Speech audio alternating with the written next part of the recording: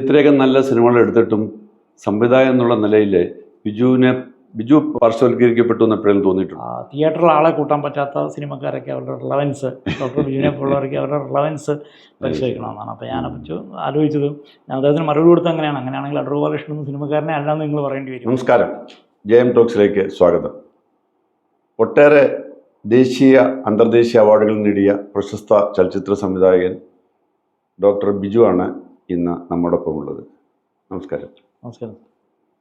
താങ്കൾ വളരെ അറിയപ്പെടുന്ന, വളരെ ശ്രദ്ധിക്കപ്പെട്ട ഒട്ടേറെ മലയാള സിനിമകൾ എടുത്തിട്ടുണ്ട്. പക്ഷെ ഇപ്പോൾ താങ്കൾ ഒരു വിദേശത്ത് ഒരു സിനിമ നിർമ്മിക്കാനുള്ള ശ്രമത്തിലാണെന്നാണ് ഞാൻ മനസ്സിലാക്കുന്നത്. അപ്പു ബുക്ക, അതല്ലേ സിനിമയുടെ പേര്? ആ സിനിമ ശരിക്കും കഴിഞ്ഞു. അതിന്റെ വർക്ക് കഴിഞ്ഞു. അത് അവരുടെ കഴിഞ്ഞ വർഷത്തെ അവരുടെ ഈ പപ്പുവ ന്യൂ ഗിനി എന്ന് പറഞ്ഞ രാജ്യത്താണ് അത് ചെയ്തത്. അപ്പോൾ അവരാദ്യമായിട്ട് ഓസ്കാറിന് അയച്ച സിനിമയാണത്. ഓസ്കാറിന് അയച്ചിരുന്നു. അതിൻ്റെ അവരുടെ രാജ്യത്തിൻ്റെ ഔദ്യോഗിക എൻട്രി ആയിട്ട് അയച്ചിരുന്നു. പക്ഷെ അത് നമ്മുടെ അവസാന ലിസ്റ്റുകളിൽ ഒരു പിന്നീടുള്ള നെക്സ്റ്റ് സ്റ്റേജുകളിലേക്ക് പോയിരുന്നില്ല. സ്വാഭാവികമായിട്ടും അത് ഈ വലിയ സിനിമകൾ ഒക്കെയുള്ള ഒരു ഇതുണ്ടല്ലോ. എന്താണ് ആ സിനിമയുടെ പ്രത്യേകത? പ്രത്യേകിച്ച് ഒരു വിദേശ രാജ്യത്ത്, Papua New Guinea. Papua New Guinea ശരിക്കൊരു ഓഷ്യൻ കൺട്രിയാണ്. നമ്മുടെ ഓസ്ട്രേലിയയുടെയും ഇന്തോനേഷ്യയുടെയും കൂടെ ഇടയ്ക്കായിട്ട് വരുന്ന ഒരു കൺട്രിയാണ്. നമ്മൾ പലരും നമ്മളതൊരു ആഫ്രിക്കൻ രാജ്യമാണെന്നാണ് എല്ലാവർക്കും ഉണ്ടാകുന്ന ഒരു പൊതുധാരണയാണ് അത് ആഫ്രിക്കൻ രാജ്യമാണെന്ന്. പക്ഷേ അതൊരു ഓഷ്യൻ കൺട്രിയാണ്. അവിടുത്തെ ഗവൺമെൻറ്റുമായി ചേർന്നിട്ടാണ് ആ സിനിമ. ഒരു ഇന്ത്യയും പപ്പുവ ന്യൂ ഗിനിയും കൂടെ ഉള്ളൊരു കോപ്പറേഷനാണ്. അപ്പോൾ രണ്ട് രാജ്യങ്ങളും കൂടെ ചേർന്ന ഒരു സിനിമയാണ്.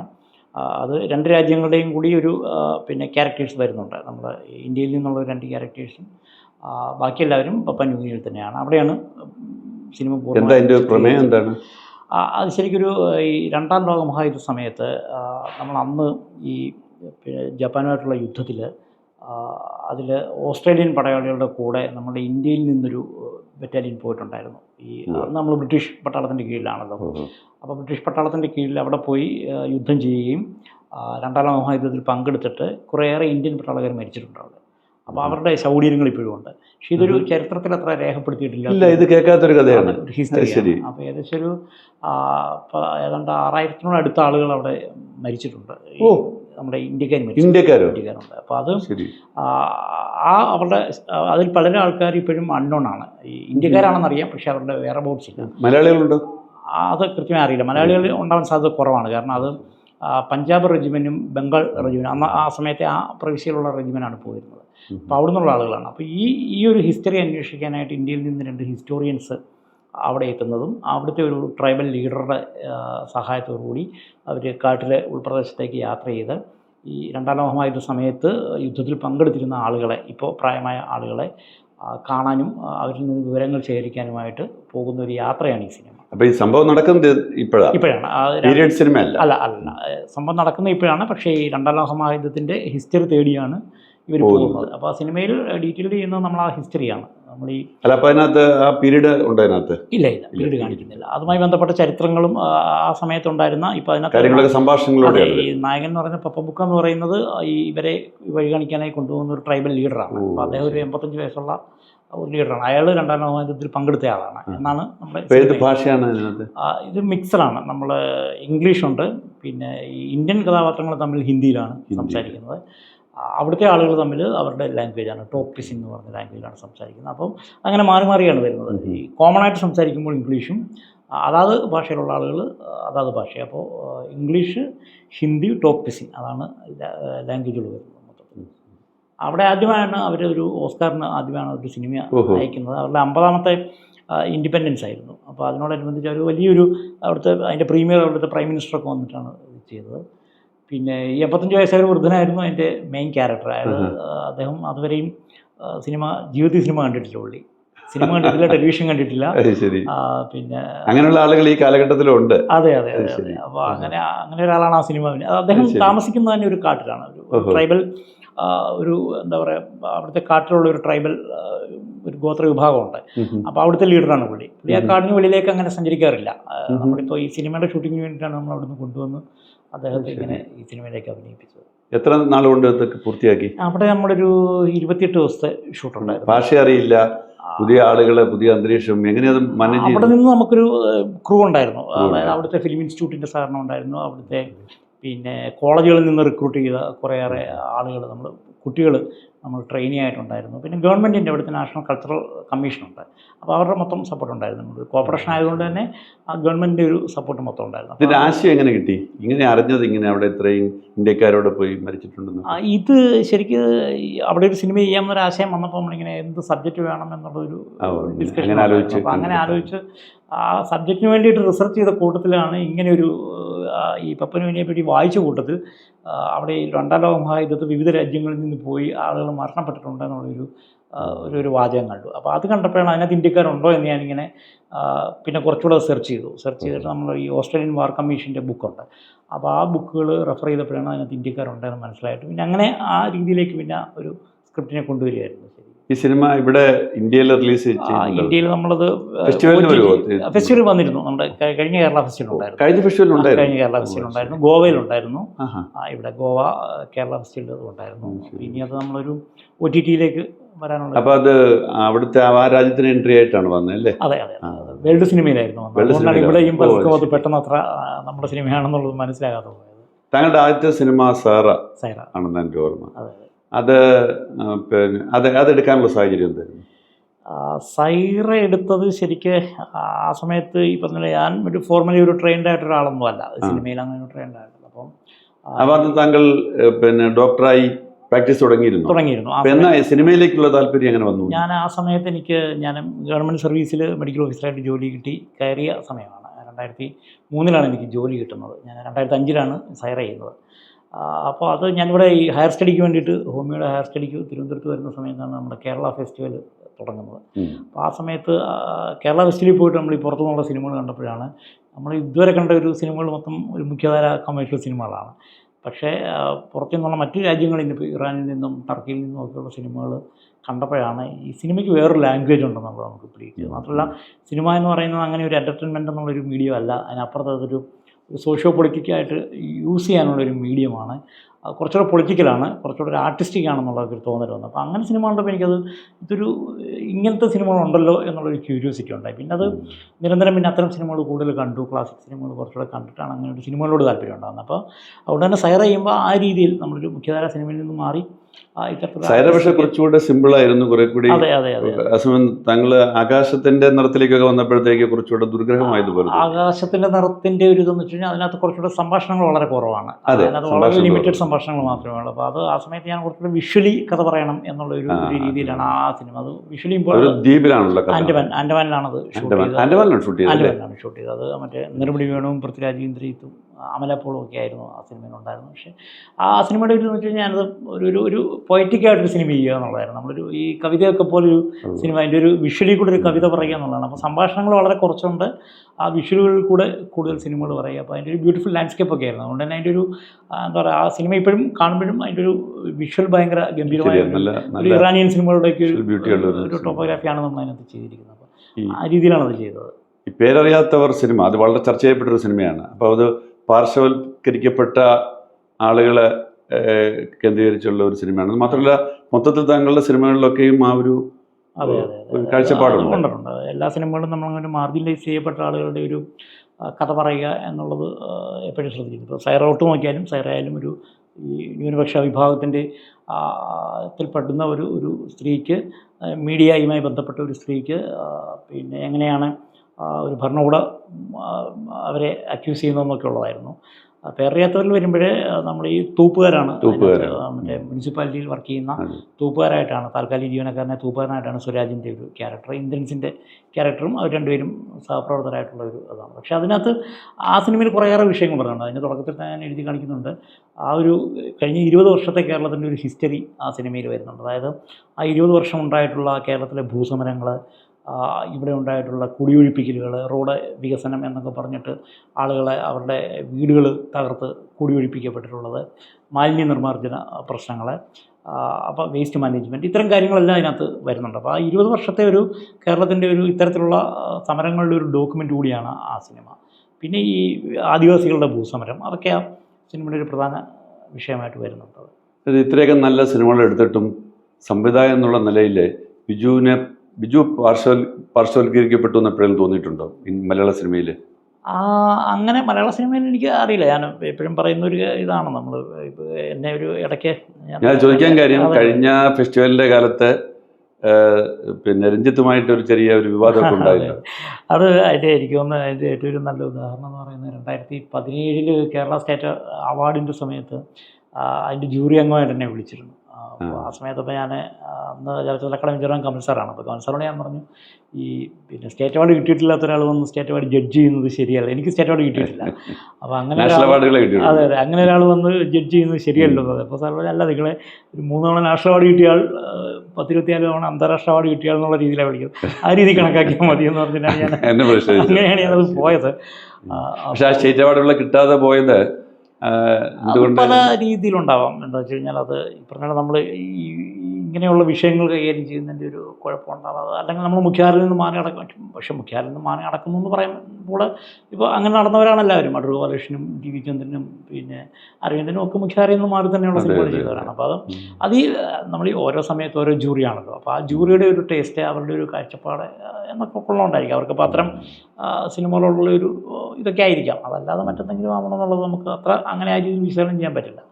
രഞ്ജിത്തുമായിട്ടുണ്ടായൊരു ഇഷ്യൂവും രഞ്ജിത്ത് ആ സമയത്ത് പറഞ്ഞത്, ആ സമയത്താണ് എൻ്റെ ഈ ഏറ്റവും അവസാനം റിലീസ് ചെയ്ത അദൃശ്യാലയങ്ങൾ എന്ന് പറയുന്ന സിനിമ റിലീസ് ചെയ്തത്. പറഞ്ഞാൽ ടോവിനോയാണ് അഭിനയിക്കുന്നത്. അപ്പോൾ ടോവിനോയുടെയൊക്കെ സിനിമകൾ സാധാരണ തിയേറ്ററിൽ വരുമ്പോൾ വലിയ തിരക്കുണ്ടാവും. നമുക്ക് പക്ഷേ അറിയാം, സ്വാഭാവികമായിട്ടും മാറിയ സിനിമകൾക്ക് ആ തിരക്കുണ്ടാവില്ല. അപ്പോൾ ആ സമയത്ത് തന്നെയാണ് ഈ ചലച്ചിത്ര മേളയുമായി ബന്ധപ്പെട്ട് ചില വിവാദങ്ങളുണ്ടായപ്പോൾ രഞ്ജിത്ത് അത് പറഞ്ഞത്, തിയേറ്ററിൽ ആളെ കൂട്ടാൻ പറ്റാത്ത സിനിമക്കാരൊക്കെ അവരുടെ റിലവൻസ്, ഡോക്ടർ ബിജുവിനെ പോലുള്ളവരൊക്കെ അവരുടെ റിലവൻസ് പരിശോധിക്കണമെന്നാണ്. അപ്പോൾ ഞാനപ്പോൾ ആലോചിച്ചത്, ഞാൻ അദ്ദേഹത്തിന് മറുപടി കൊടുത്ത് അങ്ങനെയാണെങ്കിൽ അടൂർ ബാലകൃഷ്ണൻ എന്ന സിനിമക്കാരനെ അല്ലാന്ന് നിങ്ങൾ പറയേണ്ടി വരും. അടൂർ ബാലകൃഷ്ണൻ്റെ സിനിമകളോ അരവിന്ദൻ്റെ സിനിമകളോ സത്യജിത് റായിയുടെ സിനിമകളോ ഒന്നും തിയേറ്ററിൽ ആളെ കൂട്ടിയ സിനിമകളല്ല. അപ്പോൾ അവരുടെ റിലവൻസ് നിങ്ങൾ എങ്ങനെയാണ് അളക്കുക എന്നുള്ള കാര്യമുണ്ട്. പിന്നൊരു ചലച്ചിത്രമേളയുടെ ചെയർമാനായിട്ടിരിക്കാനുള്ള റിലവൻസ് നിങ്ങൾക്കുണ്ടോ എന്നുള്ളത് നിങ്ങൾ ആദ്യം ഒന്ന് ആലോചിക്കണം. കാര്യം ചലച്ചിത്രമേള എന്ന് പറയുന്നത് ലോകത്തൊക്കെ ഉള്ള ഒരു ചലച്ചിത്രമേളകളിൽ ആ യോഗ്യത പിന്നെ മറ്റു തരത്തിലാണെങ്കിലും ജനങ്ങളുടെ മുന്നിൽ വന്നു, യോഗ്യതയുണ്ടോ ഇല്ലോ എന്നുള്ളത്. അതെ അതെ. അപ്പം പിന്നെ ഈ പുതുതായിട്ട് ഇനിയിപ്പോൾ അടുത്ത ഈ സിനിമയുടെ പ്രോജക്റ്റ് വല്ലതും ഉണ്ട്?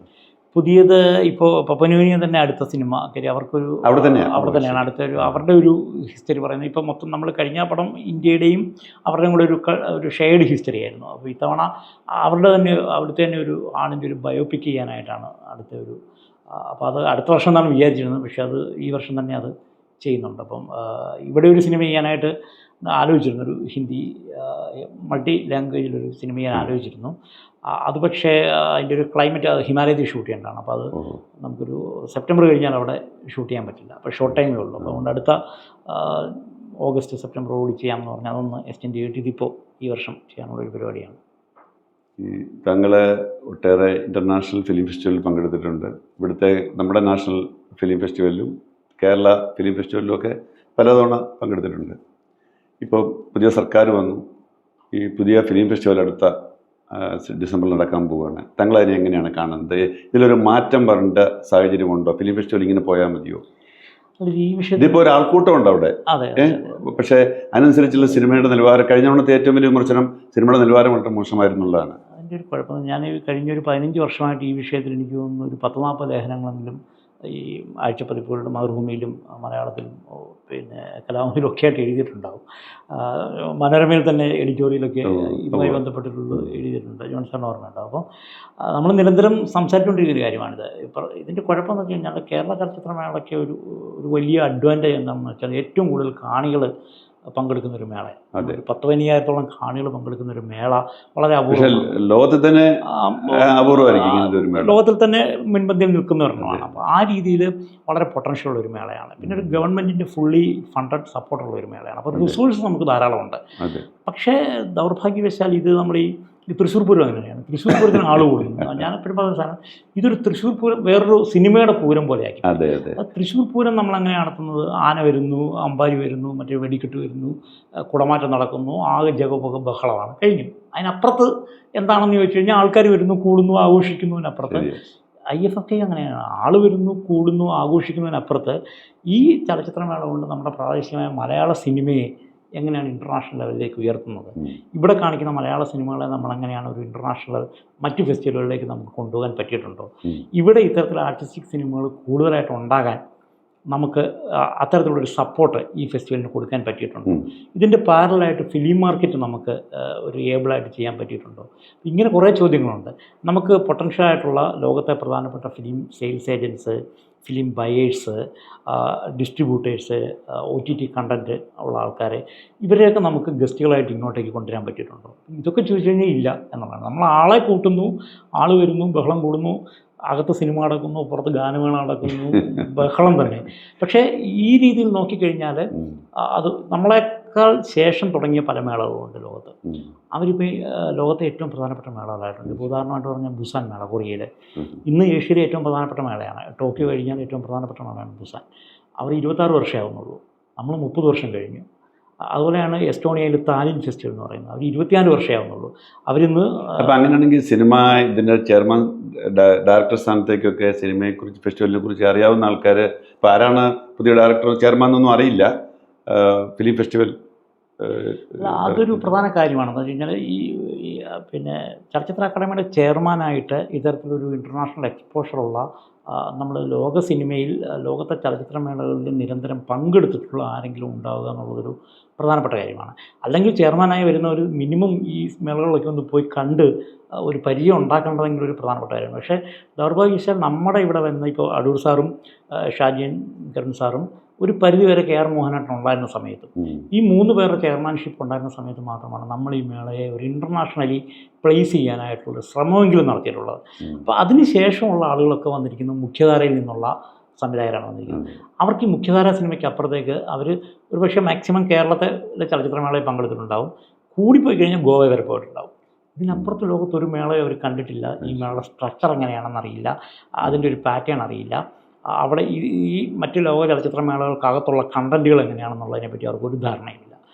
അപ്പോൾ അങ്ങനെ ഒരു ധാരണയില്ലാത്തത് ആൾക്കാർ വരുമ്പോൾ അവരുടെ കാഴ്ചപ്പാടിൽ ആൾ കൂടുകയും ബഹളം ഉണ്ടാകുകയും ചെയ്യുകയാണ് സിനിമ എന്നുള്ളതാണ്. അപ്പോൾ മിനിമം ഒരു സംവിധായകനെങ്കിലും ആയിരിക്കണം, നടന്മാരോ സംവിധായകനായിരിക്കണം. അല്ല, ആ ലെവലിലുള്ള ആൾക്കാരൊന്നും അല്ല, സ്വാഭാവികമായിട്ടും അല്ല, സംവിധായകന്മാർ തന്നെ ആയിരിക്കുകയും ചെയ്യണം. ആ സംവിധായകന്മാർക്ക് ഈ തരത്തിലൊരു ലോകത്തെ ചലച്ചിത്ര മേളകളെ പറ്റി കൃത്യമായ ധാരണയുള്ള ആൾക്കാരാണ്. ഇപ്പം ഈ നമ്മുടെ മേളയ്ക്ക് ഒരു പ്രത്യേകത എന്ന് പറഞ്ഞാൽ നമ്മളത് ഫിയാഫിൻ്റെ പിന്നെ ഇൻ്റർനാഷണൽ ഫിലിം പ്രൊഡ്യൂസേഴ്സ് അസോസിയേഷൻ്റെ അക്രഡിറ്റേഷനുള്ള മേളയാണ്.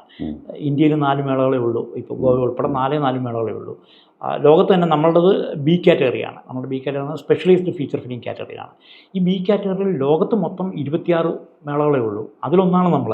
ശരി. അപ്പോൾ അങ്ങനെയുള്ള ഒരു മേളയാണ് നമ്മൾ. ലോകത്തെ 26 അക്രഡിറ്റഡ് മേളകൾ, നമുക്ക് മുമ്പിൽ A കാറ്റഗറി ഉണ്ട്, അത് 14 മേളകളേ ഉള്ളൂ. അത് ഇന്ത്യയിൽ നിന്ന് ഗോവ മാത്രമേ ആ കാറ്റഗറിയിലുള്ളൂ. അപ്പോൾ ഈ 26 മേളകളുടെ കാറ്റഗറിയിലുള്ള നമ്മൾ ഈ മറ്റ് മേളകളുടെ അതേ സ്റ്റാൻഡേർഡിലാണോ നമ്മൾ നടത്തുന്നത് എന്നുള്ളൊരു പ്രധാന ചോദ്യമാണ്. അവിടെ നടക്കുന്ന അതേ പിന്നെ ഈ ഇവൻറ്റുകളാണോ നമ്മൾ നടത്തുന്നത്, അതല്ലെങ്കിൽ എന്തുകൊണ്ട് നമ്മൾ അതിലേക്ക് ആ സ്റ്റാൻഡേർഡിലേക്ക് നമുക്ക് അറ്റൈൻ ചെയ്യാൻ പറ്റുന്നില്ല എന്നുള്ളൊരു പ്രശ്നമുണ്ട്. അത് അറ്റൈൻ ചെയ്യണമെങ്കിൽ നമ്മൾ മിനിമം അത്തരം മേളകൾ കാണണം, പഠിക്കണം, മനസ്സിലാവണം, അവിടെ പോയി ഇതിൽ പങ്കെടുക്കണം, അല്ലെങ്കിൽ സിനിമകളുമായിട്ടോ അതല്ലെങ്കിൽ സന്ദർശകരായിട്ടോ എങ്കിലും തന്നെ അതിൽ പോയി പങ്കെടുക്കുകയും ഒക്കെ ചെയ്താലേ നമുക്ക് ഈ മേളയെ ഒരു ഇൻ്റർനാഷണലിലേക്ക് പറ്റുള്ളൂ. ഒറ്റ ചോദ്യമുള്ളൂ, നമ്മൾ 30 വർഷമായി ഈ മേള തുടങ്ങിയിട്ട്. ഈ 30 വർഷമായിട്ട് നമ്മളുടെ ഒരു മലയാള സിനിമ ഈ മേളയിൽ കാണിച്ചു എന്നുള്ളത് കൊണ്ട് ആ മേളയിൽ കണ്ടിട്ട്, കേരള മേളയിൽ കണ്ടിട്ട് ലോകത്തെ ഏതെങ്കിലും ഒരു ചലച്ചിത്ര മേളയിലേക്ക് ആ സിനിമ ക്ഷണിക്കും. ഇവിടെ കണ്ടിട്ട് ഒരു സിനിമയും ക്ഷണിക്കപ്പെട്ടിട്ടില്ല, എൻ്റെ അറിവില്ല. ഇവിടെ കാണിക്കുന്നു, കഴിയുന്നു. അല്ല, എത്ര ഇൻ്റർനാഷണൽ അതിൻ്റെ ആർട്ടിസ്റ്റുകളിലൂടെ വരുന്നുണ്ട്. അതാണ്. അപ്പോൾ അതിനകത്തൊരു പ്രശ്നം, നമ്മൾ ഈ കൊണ്ടുവരുന്ന ആളുകൾ നമ്മുടെ സിനിമയെ അവരുടെ മേളകളിലേക്ക് എടുക്കാൻ തക്ക ശേഷിയുള്ള ആളുകളെയാണോ കൊണ്ടുവരുന്നത് എന്നുള്ളൊരു പരിശോധന നമ്മൾ നടത്താം. ഗസ്റ്റുകൾ വരുന്നുണ്ട്, വിദേശ പേരുകളും അതെ, വെളുത്ത മുഖവും ഒക്കെ. അങ്ങനെയാണ്. കഴിഞ്ഞ 2 വർഷമായിട്ട് നമുക്കൊരു ഫെസ്റ്റിവൽ ആർട്ടിസ്റ്റിക്, നമുക്കെന്താ പറയുക, ഒരു ഫെസ്റ്റിവൽ. പക്ഷെ നേരത്തെ ചിലരൊക്കെ വന്നിട്ടുണ്ട്. അടുത്ത കാലത്തായിട്ടാണ് നമ്മളുടെ സിനിമകളോട്, പ്രാദേശിക സിനിമകളോട് താല്പര്യമുള്ള ചലച്ചിത്ര മേളകളുണ്ട്. ആ മേളകളുടെ ആൾക്കാരെയാണ് നമ്മൾ ഹാൻഡ് പിക്ക് ചെയ്യണം. അപ്പോൾ അത് ഹാൻഡ് പിക്ക് ചെയ്യണമെങ്കിൽ അത്തരം മേളകൾ ഏതാണെന്ന് നമ്മൾ മനസ്സിലാക്കണം. ഇപ്പോൾ ലോകത്ത് നടക്കുന്ന മേളകളിൽ ഈ റീജിയണൽ സിനിമകളെ പ്രൊമോട്ട് ചെയ്യുന്ന മേളകൾ ഏതാണ്, അതിൻ്റെ ആളുകളെ കൊണ്ടുവരണം. അപ്പോൾ അതുപോലെ ടൈം ലൈനും ഒക്കെ പ്രധാനമാണ്. പക്ഷേ നമ്മൾ ഇപ്പം കഴിഞ്ഞ 2 വർഷത്തെ കഥ നോക്കിക്കഴിഞ്ഞാൽ നമ്മളിവിടെ ഒരു ഫെസ്റ്റിവൽ ക്യൂറേറ്ററെ വെച്ചിട്ടുണ്ട്. അപ്പോൾ ആ ഫെസ്റ്റിവൽ ക്യൂറേറ്റർ വിദേശ വരുന്നതാണ്. അവരെ വെച്ചിട്ട് നമ്മളെനിക്കൊന്നൊരു മീഡിയ പോലും ചോദിച്ചിട്ടില്ല എന്താണ് അവരുടെ ബയോഡാറ്റ എന്നുള്ളത്. അത് ശരി. അപ്പോൾ ഒരു ഫ്രഞ്ച് ലേഡി വരുന്നു നടത്തുന്നു എന്നുള്ളത് കൊണ്ട് അവരുടെ ബയോഡാറ്റ നമ്മൾ നോക്കണ്ടേ. അത് ശരി. അവരുടെ ബയോഡാറ്റ ഇപ്പോൾ നമ്മൾ നോക്കിക്കാണാം. അവരുടെ ഏറ്റവും വലിയ ബയോഡാറ്റ എന്ന് പറഞ്ഞാൽ IFFKയുടെ ആർട്ടിസ്റ്റിക് ക്യൂറേറ്ററാണെന്നുള്ളതാണ്.